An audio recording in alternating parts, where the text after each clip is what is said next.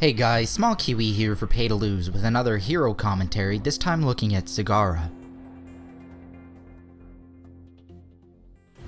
At level 1, I take Reconstitution, which gives Zagara a very respectable amount of health regeneration while on her creep. Zagara's Infested drop is a great way of scouting bushes and deals a good bit of area damage. I want to clear out this bush so I can place a creep tumor and gain vision inside the bushes. Zagara is a very strong lane presence early game, able to easily clear minions with Banelings and Infested drop, and zone enemies with Hunter Killer. It's important to try and maintain a clear line of creep back to the towers in case of gank attempts.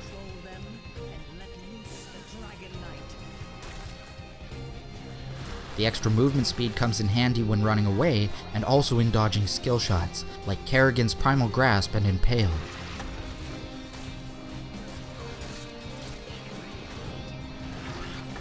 Zagara is an absolute beast early game, often managing a lane outnumbered for long stretches.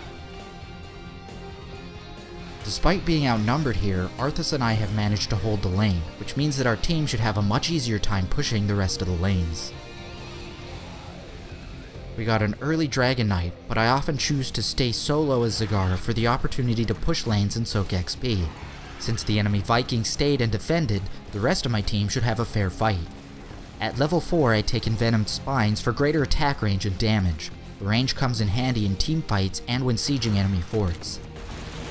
Anytime that enemy heroes attempt to engage with me, my first response is to drop Hunter Killer.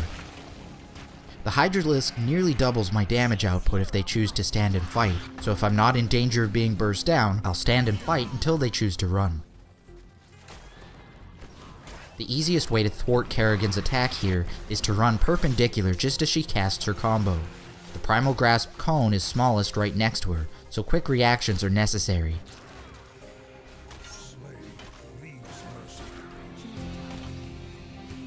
At level 7, Rapid Incubation will let me stay in lane longer, allowing me to siege forts and soak more XP.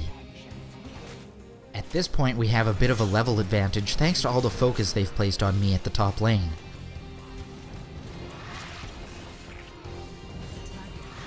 Kerrigan's gank potential is strong. One misstep is all it takes, even with full creep.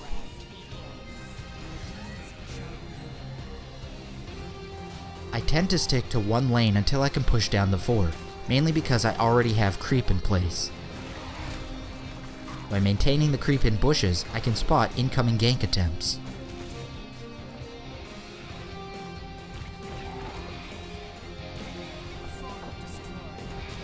At level 10, I take Devouring Maw for the teamfight utility.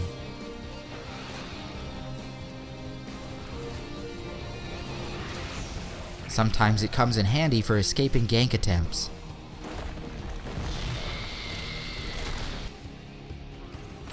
Other times it's on cooldown.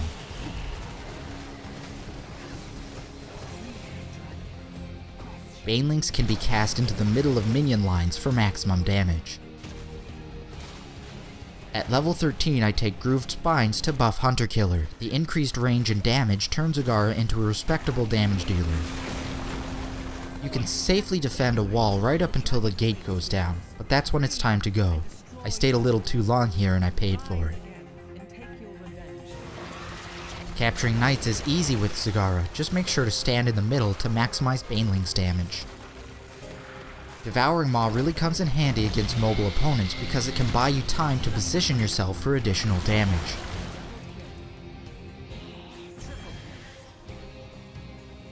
Root Expansion is a no-brainer at level 16 for a massive increase to Zagara's damage potential. Sometimes it's better to know when you're caught and do the most damage you can before you die. Not only does Devouring Maw remove multiple enemies from the fight for several seconds, but it tightly gathers up all heroes caught and combos really well with Infested drop and Banelings if you time them correctly. At level 20, Bolt of the Storm gives Zagara some much needed mobility.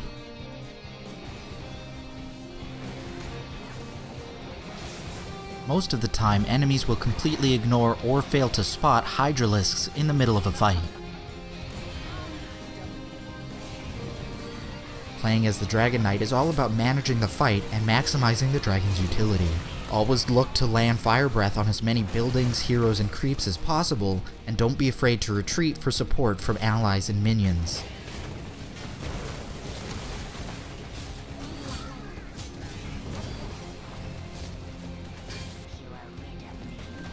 Bolt of the Storm is a great way to ensure that Devouring Maw catches enemies by surprise. The trick is to wait a couple seconds before casting Infested Drop, followed by Banelings for big damage to anyone inside. Late game on Dragonshire, it's important for the team to stay together, but the question is which lane to push. Bottom lane is an excellent choice for the abundance of mercenary camps. Grabbing all three at once could single-handedly win the game. During teamfights, it's always best to position yourself at the edge of battle, using Zagara's extra range and Hydralisks to focus down high-priority targets. On many other maps, there are lots of places that Zagara can use Devouring Maw to catch enemy heroes and also physically block many more. Cursed Hollow is probably one of the best maps for Zagara in that respect, and Dragonshire is one of the worst due to lots of wide open spaces.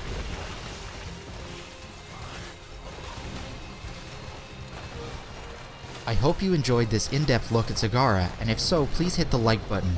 I'd love to hear any feedback you might have, so please post comments. Before you go, don't forget to subscribe to us here at Pay to Lose, and share the video with your friends. Thanks for watching, and I'll see you next time.